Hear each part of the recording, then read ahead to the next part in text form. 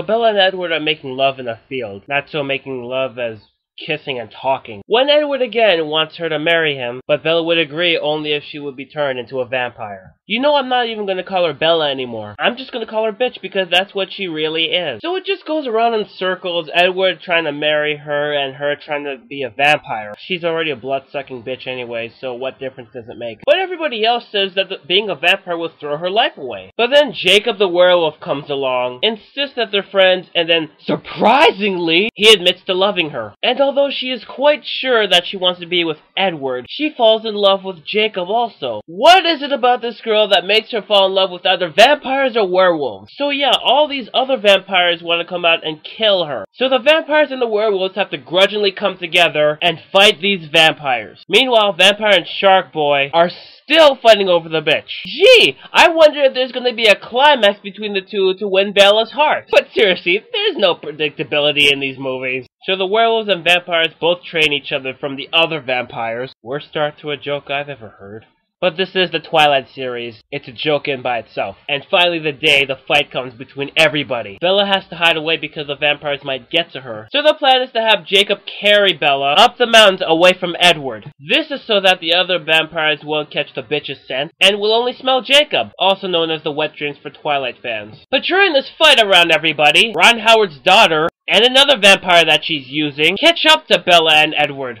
Yeah, great plan! I guess that the vampires actually have a better sense of smell than the average vampire. So Edward has to beat up the other two vampires to keep them away from Bella. Sorry, I meant bitch. While the other vampire is defeated, the girl vampire is still beating up Edward's ass. What, a guy with no emotion whatsoever getting beat up by a girl? Only in Twilight. And so the bitch actually cuts her arm to have blood pour out in order for the girl vampire to be distracted away from Edward, so Edward would have the chance to kill her. So the war is over for now. And during all this, she still has to sort her feelings out for Edward and Jacob. Even though she said yes, she'd marry Edward, she still has feelings for Jacob. An evil, manipulating bitch. How can two guys not know what she's doing? Haven't you ever thought of, oh, I don't know, if you hadn't been in the picture, none of this would have happened? No war would have been started because of your safety? Why are there so many people in this movie caring about her? She's the one who's tearing everybody apart more. Haven't you people realized that the feud between the werewolves and vampires got worse because of this bitch?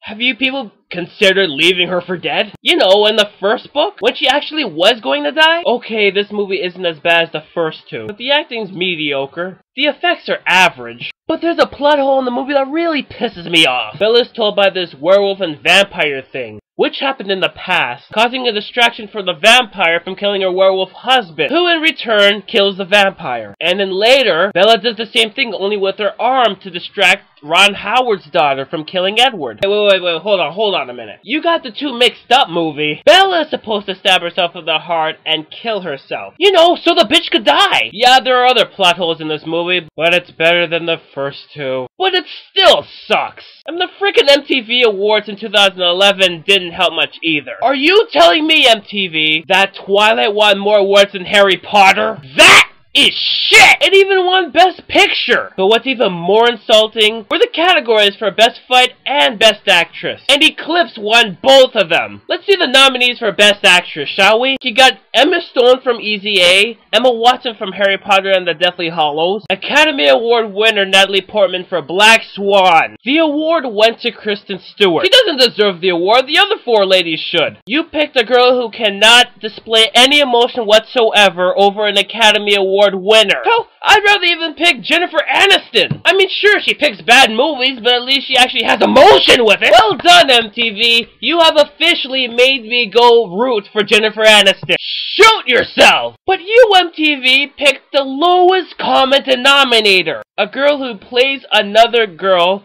who can't display emotions and is a total bitch who actually decides to put two guys together. You know what these guys are on?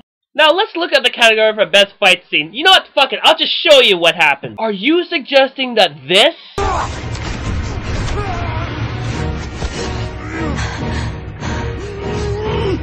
is better than this?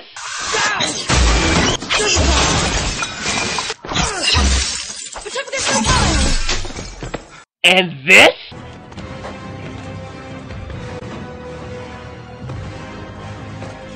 And this?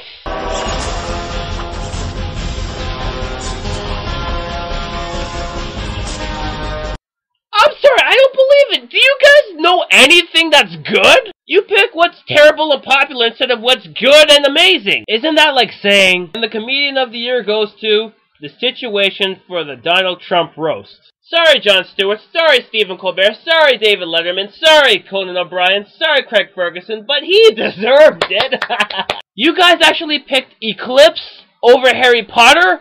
Are you mad? And look at this! The movie's ego was so big for one CD, it decided to go for another CD to put the special features in. On the bright side, there's only one more movie.